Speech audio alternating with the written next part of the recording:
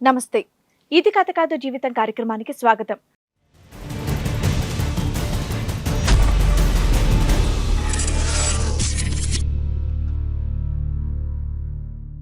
మగపిల్లాడు పుట్టలేదని పుట్టిన ఆడపిల్లలకి నరకం చూపిస్తున్నాడు అని అంటున్నారు ఆ ముగ్గురు ఆడపిల్లలు. ప్రతిరోజు ప్రాణాన్ని గుప్పెట్లో పెట్టుకొని బ్రతుకుతున్నామని అంటున్నారు. అసలు వాళ్ళు ఎవరు, వాళ్ళకొచ్చిన కష్టం ఏంటి అని వాళ్ళని అడిగి తెలుసుకుందాం. నా సొంత తండ్రి, నా కన్న తండ్రి మా మీద చేసే అత్యాచారాలు తట్టుకోలేక మీతో పంచుకోవాలి, మీతో చెప్పుకోవాలి, మా బాధని మీతో కనీసం కొంచెమైనా తగ్గించుకోవాలి, మీతో చెప్పుకున్నాను ఇంత దూరం వచ్చాను మేడం. మీరు చెప్తున్నది చాలా పెద్ద ఎలిగేషన్. కన్న తండ్రి కదా మేడం, భరిస్తున్నాం.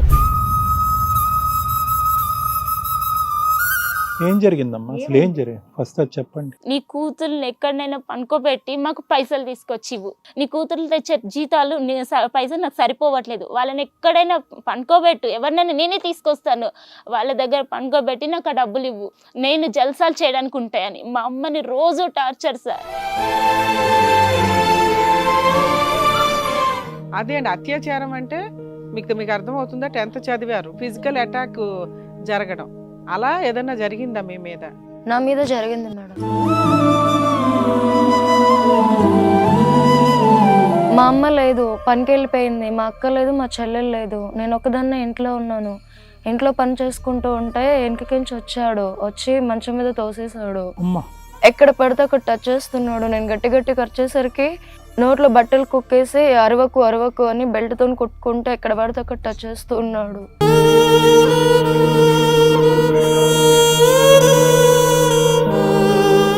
సడన్గా మా అమ్మ వచ్చేసరికి చెప్తే మా అమ్మ కొట్టింది. నువ్వే నన్ను కొడతావా, నేను దాన్ని ముడితే నీకేమైంది అని చెప్పేసి తాగేసి వస్తాను, నీ సంగతి చెప్తానని వెళ్ళాడు. వెళ్ళేసి ఫుల్గా తాగేసి కత్తి పట్టుకొని వచ్చాడు.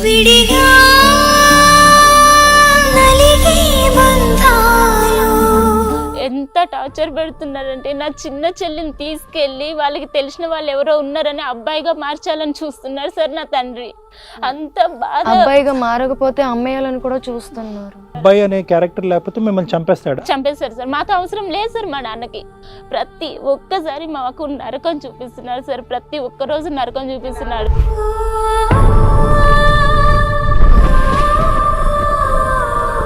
నువ్వు ఎవరి దగ్గరైనా పనుకుని నాకు పైసలు తీసుకునిరా, మీ అమ్మకి నేను చెప్పాను, నువ్వు కొడుకు అనుకుంటాను, నువ్వు ఎవరి దగ్గర పనుకుని డబ్బులు తీసుకునిరా నాకు, అప్పుడు నిన్ను ఒక కూతురులాగా నేను యాక్సెప్ట్ చేస్తాను అన్నట్టు మాట్లాడారు సార్. కానీ మా అమ్మకి తెలియకూడదు అంటాడు. మా అమ్మకి చెప్పడానికి వెళ్తే మిమ్మల్ని నేను చంపేస్తానని బెదిరిస్తాడు.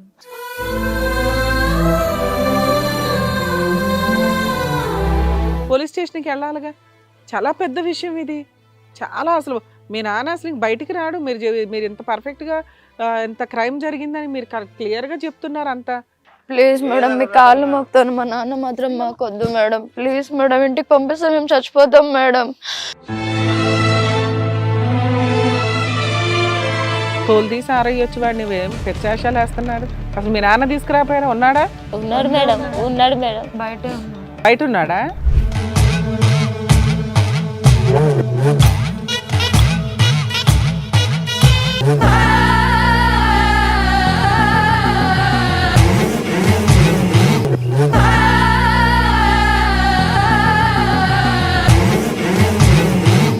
ఇంత దరిద్ర పనులా ఏమున్నాయమ్మా బాబాయ్? కళ్ళు మూసుకొని ఎవరిని నమ్మాలి ప్రపంచంలో అంటే? ఎవరైనా సరే కన్న తల్లిదండ్రులు అని చెప్పేసి అంటారు, కానీ నీలాంటి దరిద్రపు తండ్రి ఉన్నాడంటే ఇక్కడే భూమిలో పాతయ్యాలి. ఏం చెప్తుంది అక్కడ మీ చిన్నమ్మాయి? ఏం చెప్తుందయ్యా? ఏం చెప్తుంది చెప్పు.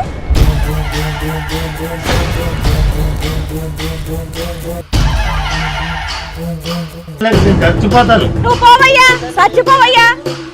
చూడు మా అమ్మ మీద చెయ్యకు. కొడతావేంటయ్యా? పోలీసులు పిలిపించండి.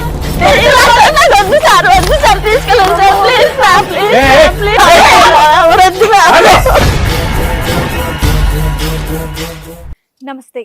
ఇది కథ కాదు జీవితం కార్యక్రమానికి స్వాగతం. ఈ కార్యక్రమంలో మనతో పాటు ఉన్నారు ప్రముఖ హైకోర్టు అడ్వకేట్ రమ్య ఆకుల గారు. నమస్తే మేడం. నమస్తే.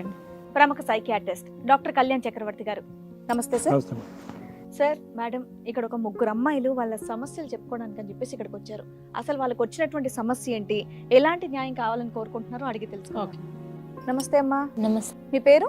నా పేరు అర్చన మేడం. అర్చన. మీరు? నమస్తే మేడం, నా పేరు అను. అను. మీరు? నమస్తే మేడం, నా పేరు ఐషు. ఐషు. చెప్పండి అమ్మా, ఎవరు చెప్తారు? మేడం నేను చెప్పాలనుకుంటున్నాను. అర్చన చెప్పండి. నేను ఇప్పుడు ఎలాంటి బాధతో వచ్చానంటే మేడం, నేను బయట వాళ్ళ ఎవరి వాళ్ళ బాధతో మీకు చెప్పుకోవడానికి రాలేదు. నా సొంత తండ్రి, నా కన్న తండ్రి మా మీద చేసే అత్యాచారాలు తట్టుకోలేక మీతో పంచుకోవాలి, మీతో చెప్పుకోవాలి, మా బాధని మీతో కనీసం కొంచెమైనా తగ్గించుకోవాలి, మీతో చెప్పుకున్నాను ఇంత దూరం వచ్చాను మేడం. అర్చన గారు ఒక నిమిషం, మీరు ముగ్గురు సిస్టర్సా? అవును మేడం. Own sisters? అవును మేడం. ఎక్కడి నుంచి వస్తున్నారు మీరు? మేము హయత్ నగర్ మేడం.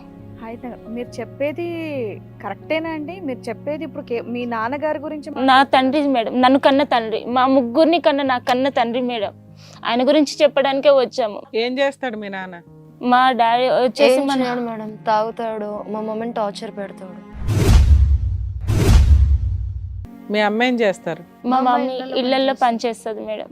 మీలో ఎవరు పెద్ద అమ్మ? నేను సార్. నువ్వు పెద్ద. Number 2 madam. నువ్వు చిన్న. మా చెల్లెలు. ఏం చదువుకున్నారు? మేము ముగ్గురం 10th వరకే చదువుకున్నాం మేడం. అంతకు మించి నా తల్లికి స్తోమత లేదు, నా తండ్రి చదివించేవాడు కాదు. ఏమైనా పనులు చేస్తారా మీరు? చేస్తున్నాం మేడం, నేను బట్టల షాప్ లో చేస్తున్నాను. తను ఇప్పుడిప్పుడే ఆ రకంగా చూసినా మీరంతా ఒక 30-40,000 అయితే సంపాదిస్తున్నారు. మీ నాన్న ఒక తనుదని బయటకు తనమియొచ్చుగా తల్లి. మీరు చెప్తున్నది చాలా పెద్ద ఎలిగేషన్. కన్న తండ్రి కదా మేడం, భరిస్తున్నాము. ఏ విషయాల్లో భరిస్తారు? మీ అమ్మని అంటుంటేనే, తాగొస్తుంటేనే, బూతులు తిడుతుంటేనే భరించామంటే తండ్రి కావాలనుకోవచ్చు. ఏం జరిగిందమ్మా? అసలు ఏం జరిగింది ఫస్ట్ అది చెప్పండి. సార్, మా నాన్నకు వచ్చేసి ఉన్న పెద్ద ప్రాబ్లం ఆడపిల్ల. మా ఇంట్లో మేము ముగ్గురం ఆడపిల్లలమని ఎంత టార్చర్ పెడుతున్నాడంటే, నాకు కొడుకు కావాలి, నాకు కొడుకు. ఈ ఏజ్లో మాకు సార్, నాకు 23 సంవత్సరాలు, ఈ ఏజ్లో కూడా మా అమ్మని నువ్వు నాకు కొడుకు ఇవ్వలేదు, నాకు కొడుకుని ఇవ్వలేదని మా అమ్మని పెట్టే టార్చర్ చూసి తట్టుకోలేక మీ ముందుకు వచ్చాను సార్. అసలు మా అమ్మ ఎంత బాధపడుతుందంటే, ఈ వయసులో మేము ముగ్గురు కూతుర్లుండి మా అమ్మకి ఇప్పుడు కూడా ఏడవలసిన, రాత్రిపూట లేచి కూర్చుని ఏడవలసిన పరిస్థితి తీసుకొచ్చాడు సార్ మా నాన్న. మీ అమ్మగారు? మా అమ్మగారు సార్. మా అమ్మ పడే బాధ చూసి తట్టుకోలేక రాత్రంతా మేము ముగ్గురం కూడా కూర్చుని కుమ్మిలి ఏడుస్తున్నాం సార్. మా అమ్మ చూస్తే ఎక్కడ బాధపడుతుందా అని దాక్కుని ఏడవలసిన పరిస్థితికి వచ్చి. అంటే చిన్నప్పటి నుంచి మీరు చూసే అంశాలేనమ్మా ఇప్పుడు? లేదు సార్, చిన్నప్పటి నుంచి చూస్తున్న అబ్బాయి కావాలి, అబ్బాయి కావాలి. ఎంత టార్చర్ పెడుతున్నారంటే, నా చిన్న చెల్లిని తీసుకెళ్లి వాళ్ళకి తెలిసిన వాళ్ళు ఎవరో ఉన్నారని అబ్బాయిగా మార్చాలని చూస్తున్నారు సార్ నా తండ్రి. అంత బాధ. అబ్బాయిగా మారకపోతే అమ్మేయాలని కూడా చూస్తున్నాను. అంటే మారటం అంటే ఎలా? ఏమో సార్, ఎవరో చెప్పారంట, వాళ్ళ ఫ్రెండ్స్ ఎవరో చెప్పారంట. రోజు ఫోన్స్ లో అదే డిస్కస్ చేస్తున్నాడు. నా చిన్న కూతురు తీసుకొస్తాను, ఏదో ఒకటి చెప్పి తీసుకొస్తాను, దాన్ని ఎట్లయినా అబ్బాయిగా మార్చు, నాకు కొడుకు కావాలి, నాకు వారసుడు కావాలి, లేదంటే మమ్మల్ని చంపడానికి కూడా సిద్ధమవుతున్నారు సార్. ఆ చావు కూడా భయపడి నేను ఇంత దూరం రావాల్సి వచ్చింది సార్. అబ్బాయి అనే క్యారెక్టర్ లేకపోతే మిమ్మల్ని చంపేస్తాడు సార్. మాతో అవసరం లేదు సార్, మా నాన్నకి మాతో ఎలాంటి అవసరం లేదు. ఇలా చెయ్యాలి అంటే 23 సంవత్సరాలు ఎందుకు ఆగేవాడమ్మా? చిన్నప్పుడే చేసేయచ్చుగా.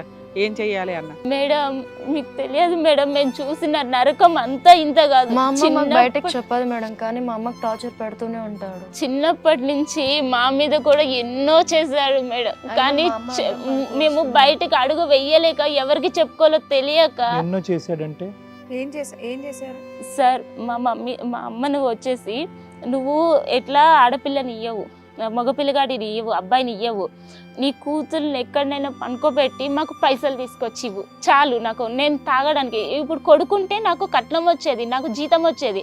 ఇప్పుడు అదంతా లేదు కదా. నీ కూతుర్లు తెచ్చే జీతాలు, పైసలు నాకు సరిపోవట్లేదు. వాళ్ళని ఎక్కడైనా పనుకోబెట్టు, ఎవరినైనా నేనే తీసుకొస్తాను, వాళ్ళ దగ్గర పనుకోబెట్టి నాకు ఆ డబ్బులు ఇవ్వు, నేను తాగనీకు ఉంటాయి, నేను జల్సాలు చేయడానికి ఉంటాయని మా అమ్మని రోజు టార్చర్ సార్.